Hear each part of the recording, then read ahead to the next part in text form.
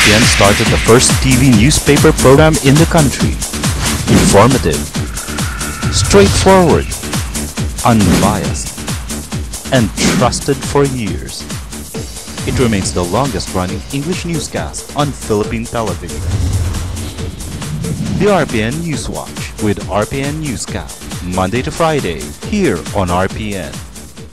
Oras ning sibiyahan sa DXKO untop alas 7 sa Kabuntagon.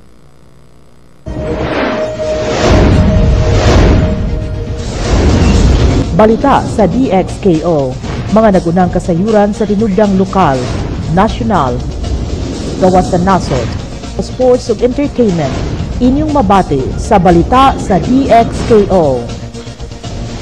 Balita sa DXKO. Ug karon ania ang inyong tigbalita.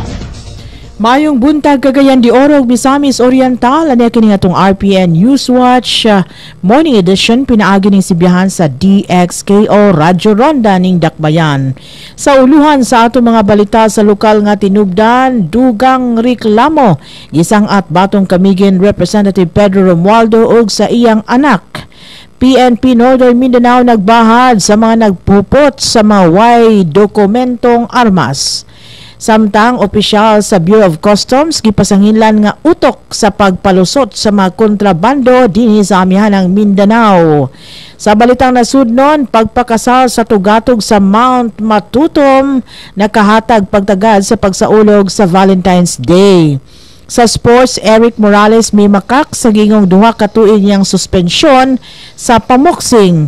Og sa natad sa entertainment, Nikki Hill nakadawat sa mahalong regalong sapatos balor sa kantidad nga ika-down payment na sa sakyanan. Mao katong uluhan sa atong mga balita, ang hingpit nga detalye ini una sa balitang lokal. Dugang mga reklamo batok kang kamigin Representative Pedro Romualdo ug sa anak nining si Governor Jerdin Jesus Romualdo ug lain pang 12 ka makauban ang gisangat sa Ombudsman Cagayan de Oro City. Ang reklamo nag-akusar kang Romualdo sa pagbaton sa tulo ka mga mansyon ug ingon man pagbaton sa bahandi nga mobalor 500 milyones ka pesos ngadto nas 1 ka bilyon. Sa affidavit nga gisangat sa magbabalaod nga si Mobono Adasa, Rita Gallardo ug laing 5 pa gikan sa kamigin, sila nag-aligar nga ang Romualdos naghupot sa mga mansyon sa lungsod sa Mambahaw, Mahinog ug sa Ginsiliban sakop sa probinsya sa Barangay Kamigin, apil na sa Barangay Nazareth ug sa Aluba ning Dakbayan. Subay sa reklamo, dili tulo kundi 5 ka mga mansyon gitukod sa mga Romualdos gamit ang machinery o materyales nga iya sa provincial government o ang mga trabahante nagadawat sa sulan gikan sa provincial government sa Camiguin.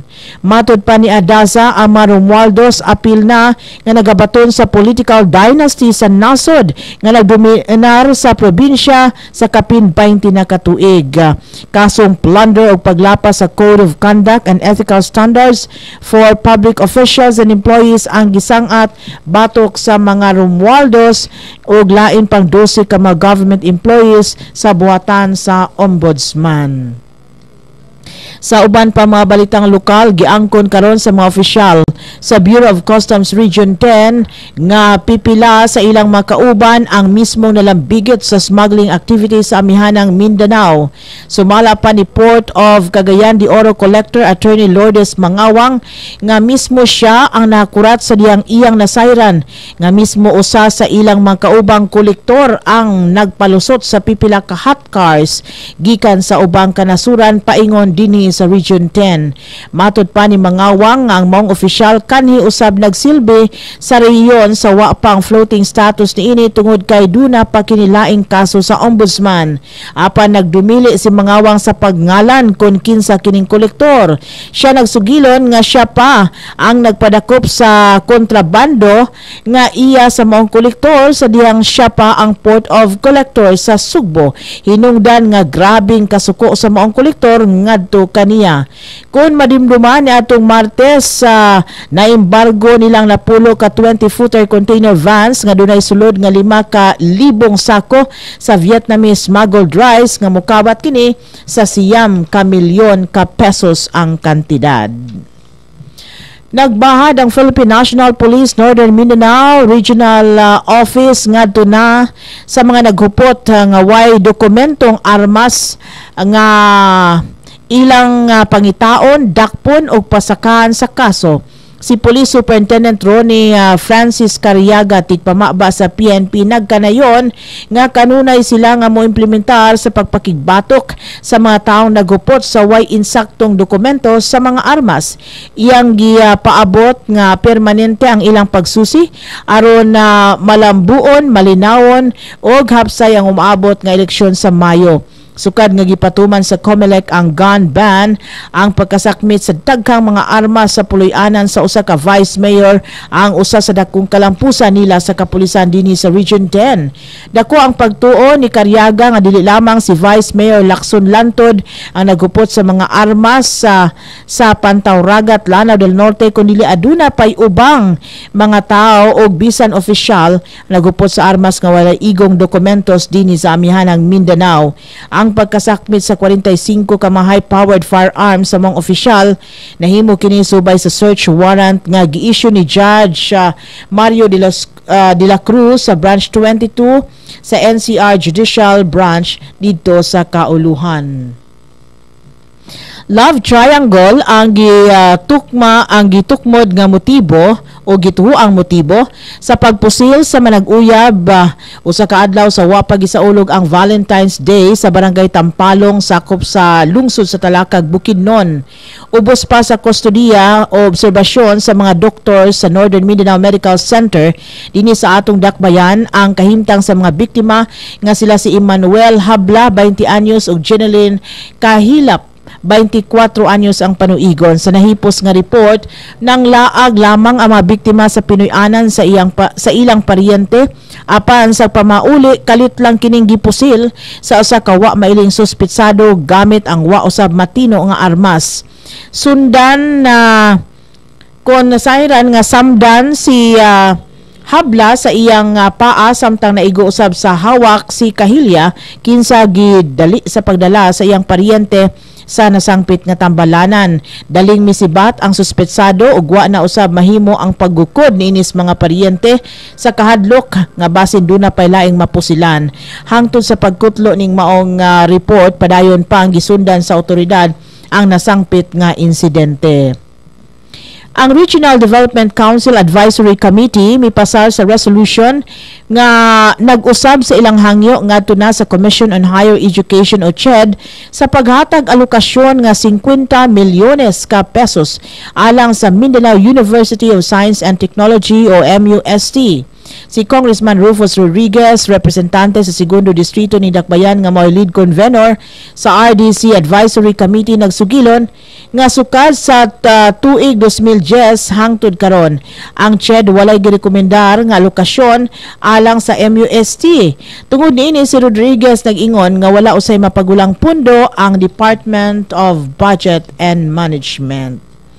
Sa balitang nasudnon, nakahatag pagtagad ang pagpakasal nga gihimo sa duha ka mountaineers tapos gihimong venue ang tugatog sa Mount Matutom kung diin didto sila nagbinayluay sa ilang I-do's. Dili malupigan ang gihimo nila Kenneth og Cherry May Tabian sa Tupi, South Cotabato. Kagahapon nga sa ulog dungan sa selebrasyon sa Valentine's Day. Usa ka wedding matud pa nga talagsaon diin ang mga ninong og ninang kinahanglan pa nga mukatkat sa 2,286 ka tiil sa bulkan alang sa nasangpit nga seremonyas. Nasayran nga 8 ka tuig na ang magtiayon nga nag-uban sila sa pagpuyo ug gahapon pa sila gikasal aron na nausab sila usa ka anak. Sa kauluan gihapon padayon karon nadugangan ang nagsangat sa petisyon sa Korte Suprema dugtong na sa controversial nga reproductive health law. Dugtong niini sa pakitabang nila ni kanhi Senator Francisco Tata dugasawa niining si Maria Feni ug abogadong si Alan Pagura aron masangat ang petisyon batok sa nasangpit nga balaod. Base sa gisangat nga petisyon for certiorari o prohibition gipagula sa mga petitioners nga sila mga concerned citizens, taxpayers, grandparents o biological ancestors sa mga batang gianak, wa pamataw o gisabak pa lamang. Apil na sa mga argumento sa petitioners mao ang dili pagpanggilabot sa estado sa privacy o intimate rights sa magtiayon. Dili mahimong ipamugos sa estado ang paggamit sa birth control sa mga magtiayon o daghanan pang uban. Dugtong niini nag-apilar sila sa Korte Suprema nga magpagawa sa temporary restraining order o preliminary injunction aron mahunong na ang temporaryong pagpagula sa RH law. Sa pagkakaroon, siyam na kapetisyon ang gisangat ngadto sa Korte Suprema batok sa kontrobersyal nga balaod. Sa natad sa sports, katawan lamang ni former 4th Division World Champion Eric Morales ang 2 ka tuig nga suspensyon nga bahad sa United States Anti-Doping Agency o USADA tapos nagpositibo kini sa paggamit sa steroids ang maong boksingero.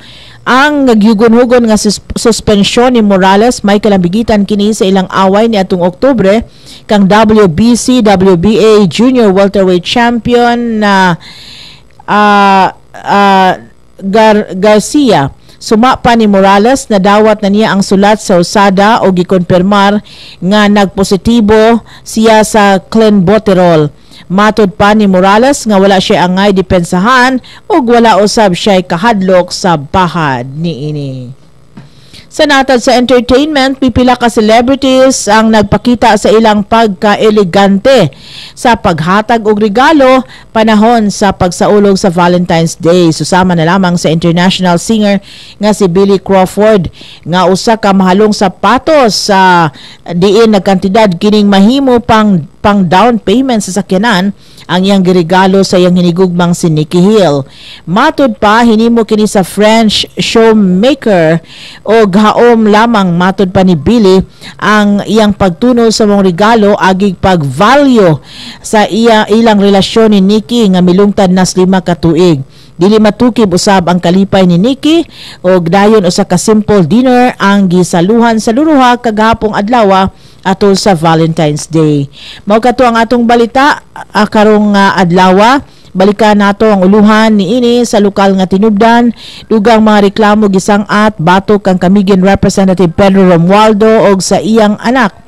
PNP Northern Mindanao nagbahad sa mga nagupot sa igong dokumentong mga armas. Opisyal sa Bureau of Customs gipasanginlan nga utok sa pagpalusot sa mga kontrabando dinhi sa amihanang Mindanao. Sa balitang na sudnon, pagpakasal sa tugatog sa Mount Matutom sa Cotabato nakahatag pagtagad sa pagsaulog sa Valentine's Day. Sa sports, Eric Morales may makak sa giingong 2 ka tuig niyang suspensyon sa pamuksing ug sa natad sa entertainment Nikki Hill nakadawat sa malong sapatos balo sa kantidad nga mahimo nang ika-down payment sa usa ka sakyanan. Daghang salamat sa inyong pagpaminaw. Ako si Jean Cero Ihos. Mayong adlaw sa tanan.